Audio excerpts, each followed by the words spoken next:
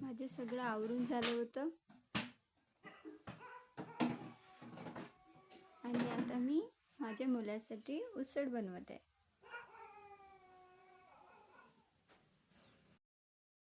खेळायला जायच्या आधी तो मला सांगून गेला होता, मम्मी मला उसळ खायची आहे, म्हणून मी त्याच्यासाठी उसळ बनवते.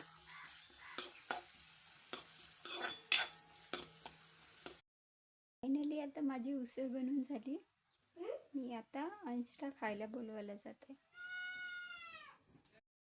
आंघोळ केली त्याने, आता देवाच्या पाया लागते.